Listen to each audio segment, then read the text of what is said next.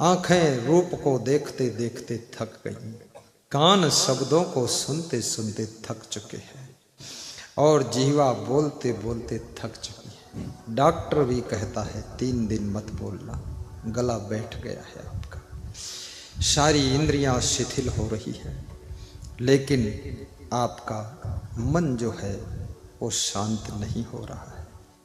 कबीर साहब कहते हैं इस अपने चंचल मन को भी बस में करिए और इंद्रियों पर संयम साधिए।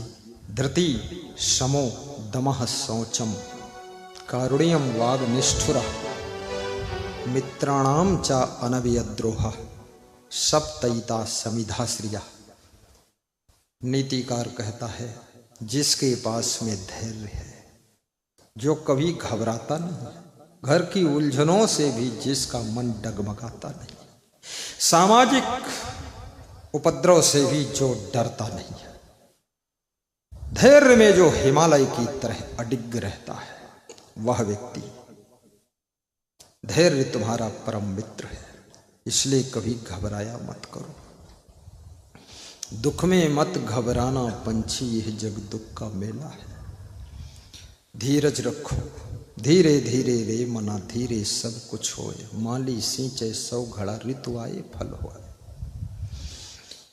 शनहि वित्तम शनहि चित्तम शनहि कंथा शनहि पर्वत लंघनम पंचेतानी शनहि शनहि। धीरे धीरे चलते चलते मनुष्य 10 कोस का रास्ता तय कर लेता है। धीरे धीरे चढ़ते चढ़ते पर्वत को लांघ जाता है। धीरे धीरे गुदड़ी को सिलते सिलते गुदड़ी को पूरा सिलकर कंप्लीट कर देती महिलाएं। और धीरे धीरे थोड़ा थोड़ा धन जोड़ करके व्यक्ति करोड़पति हो जाता है। और धीरे धीरे मनुष्य साधना करते करते मुक्ति को प्राप्त कर लेता है। इसलिए साधु को भी धैर्य रखना चाहिए, कभी घबराना नहीं चाहिए संत महात्मा को। क्योंकि एक दिन अगर इंद्रियों को वश में तुम कर सकते हो तो दूसरे दिन भी कर सकते हो। क्योंकि एक दिन कर लिया है, उसी तरीके से दूसरे दिन भी इंद्रियों को जीता जा सकता है। और 1 साल तक तुम संयम से रह सकते हो तो फिर दूसरे साल भी रह सकते हो। और इंद्रिय जीत होना कोई कठिन नहीं है। समो, जो व्यक्ति अपने मन को वश में रखता है। दमः, जो इंद्रियों को वश में रखता है। शौचम, जो पवित्र रहता है, शुद्धता से रहता है। कारुण्यम, जिसके मन में प्रेम और करुणा भरी हुई है। वाग निष्ठुरा, जो कठोर नहीं बोलता है, जो गाली नहीं बकता है। मित्राणाम च अनविद्रोहा, जो अपने मित्रों से कभी विद्रोह नहीं करता है। ये 7 गुण जिसमें होते हैं। सप्तयिता समिधा श्रिया, लक्ष्मी उसकी निरंतर सेवा करती है। वो कभी गरीब नहीं होता है, हमेशा वो धनवान बना रहता है। आप गुणवान बने, धनवान बने, महान बने, ऐसी मैं शुभकामना करता हूँ। एक महात्मा किसी मंदिर के पास में बैठ करके ध्यान पूजा करता रहता था। कुछ लोग मंदिर में दर्शन करने आते थे, महात्मा को कुछ चढ़ा देते थे। 8 आने, 1 रुपये, 2 रुपये। महात्मा पैसे संभाल के रख लेता था और महात्मा शाम को 1 रुपया उसी में से मंदिर में चढ़ा देता था। एक विद्यार्थी अपने कमरे में बैठा दुखी रो रहा था। कंपटीशन देने के लिए पैसे नहीं थे, किराए के पैसे नहीं थे, कैसे जाए कंपटीशन देने। तो उसने सोचा मंदिर में जाऊं, देवता का वरदान लूं, कुछ आशीर्वाद लूं और वहाँ कुछ हो सकता सहयोग मिल जाए। घर बैठने से ठीक नहीं है। मंदिर में गया तो देखा एक महात्मा बैठे, उनके पैर छुआ। महात्मा ने कहा तुम बड़े उदास हो, दुखी हो, कारण क्या है? उसने कहा दुख क्या, कंपटीशन देने जा रहे हैं और पैसे नहीं किराए के हैं तो कैसे पहुँचूँगा, यही दुख है। तो महात्मा ने कहा आज जो हमको मिला है वो सब हम दे देते हैं। आज तक जितना मेरे पास इकट्ठा सब महात्मा ने दे दिया, पूरा थैली दे दिया कि जाओ, आशीर्वाद है। वो गया और कंपटीशन दिया, वहाँ से लौट कर आया, मतलब निकल गया, पहचानते नहीं, घर में चला गया। 3 दिन बाद रिजल्ट आया, रिजल्ट में पास हो गया, सर्विस लग गई। एक दिन मन में ख्याल आया कि उस महात्मा को जा कर के मिलूं जिसने पैसे दिए थे जाने के लिए। तो महात्मा के पास गया और देखा तो वहाँ महात्मा की लाश पड़ी है और चिट्ठी में लिखा हुआ था कि जितने पैसे थे मैंने इस बच्चे को दे दिया। मेरे पास दवाई के पैसे नहीं बचे, मेरे शुगर बहुत थी, शुगर की दवा नहीं खा पाया, जिसके कारण तबीयत बिगड़ गई तो मैं मर गया। अब मेरी लाश को कोई लोग दफना देना। मैं मरते मरते भी कम से कम एक बच्चे का हित करके मरा हूं, परोपकार करके मरा हूं। परोपकार के कारण ही साधु का शरीर होता है। उस महात्मा की लाश को देख करके वो बालक रोता है कि मेरी जिंदगी तो बना गया, लेकिन अपनी जिंदगी छोड़कर चला गया। ये महात्मा परमार्थ के कारण ये साधु धरा शरीर। संत महात्माओं के प्रति निष्ठा रखिए, श्रद्धा रखिए। ये परमार्थ के कारण ही इतना मेहनत संत महात्मा करते हैं। मैंने देखा, कल मैं लोहंजर कबीर आश्रम गया था तो वहाँ ये प्रेमचंद जी रहते हैं। खड़े होइए साहब, जरा दर्शन कर ले लो। तो इनका आश्रम मैंने बहुत साफ सुथरा देखा। अकेले इतना बड़ा आश्रम साफ सुथरा करना, झाड़ू बहरू लगाना, सब सेटिंग करना, मेंटेन करना, पेड़ पौधे लगाना, और फट से मेरे लिए रोटी बने। हालांकि मेरा खाने का तो उतना मन नहीं था, लेकिन मैं इनकी रोटी खाना चाहता था, इसलिए क्योंकि इनका मन बहुत था कुछ खिला दो। बढ़िया रोटी और सब्जी खिला दिया, प्रेम से खाया मैंने। इनकी मेहनत को देख करके मैंने सोचा एक संत आदमी कितनी मेहनत करता है समाज के कल्याण के लिए। ऐसे ही मुझे ना आश्रम गया, साहेब का आश्रम देखा। बैठिए, उस आश्रम में भी ऐसे बहुत साफ सफाई, बड़ी सेटिंग, और उनकी मेहनत को देख करके वो साहब बैठे, श्री अविनाशी साहब खड़े हुए। साहब बड़ा सुंदर आश्रम मेंटेन करके रखा है। मुझे ना आश्रम है, कबीर आश्रम, आप जानते होंगे, गए होंगे कोई लोग।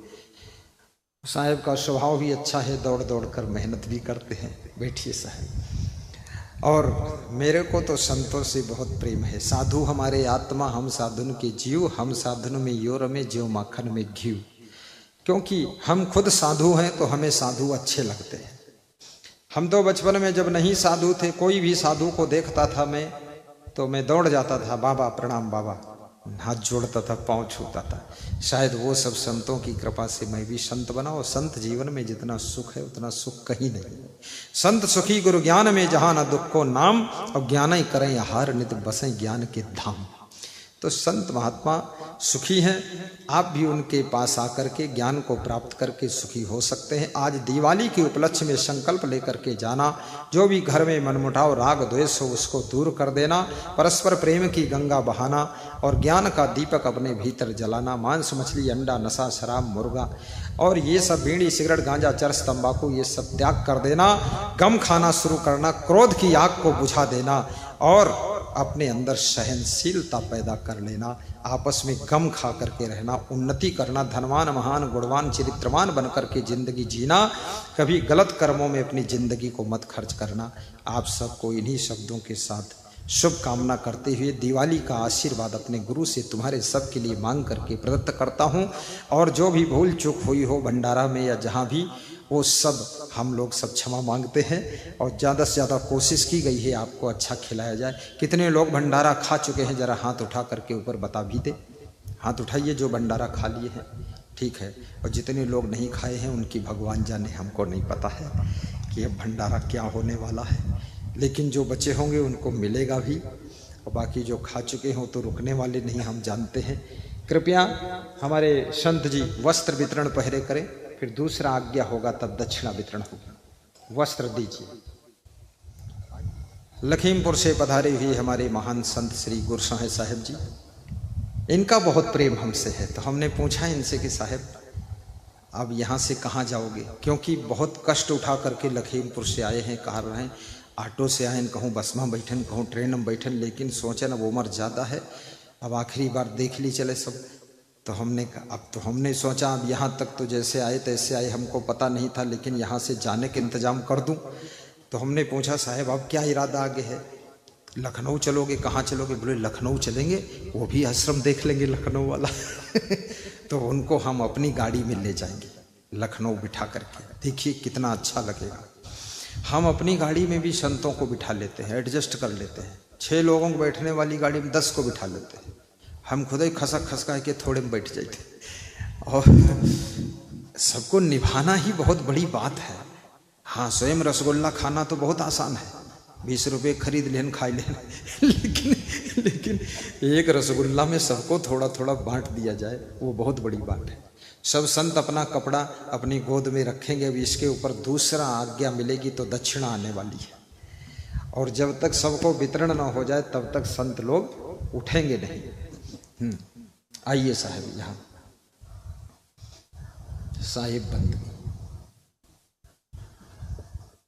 देखिए, मैं आपको कपड़ा बांट रहा हूं तो मुझे क्या मिला इससे जानते हैं आप? कपड़ा फैक्ट्री के मालिक से मेरा संपर्क हुआ है, वो बोला है 10,000 मीटर आपको दूंगा। 10,000 मीटर। मैं तो बांट रहा हूं केवल 1,000 मीटर और आने वाला है 10,000 मीटर। हाँ, हम कपड़ा फैक्ट्री मालिक से हमारी भेंट है। वो भी साधु बनना चाहता था कपड़ा फैक्ट्री मालिक, तो उसकी माँ डर गई कि ये संत आएगा तो हमारा लड़का साधु हो जी, तो फैक्ट्री को चलाई। वो बहुत प्रसन्न हुआ हमसे जब उसका मिलन हुआ, बोला अरे मैं भी संत बनूंगा आपके साथ में। वास्तव में खरबूजे को देखकर खरबूजा भी रंग बदलता है।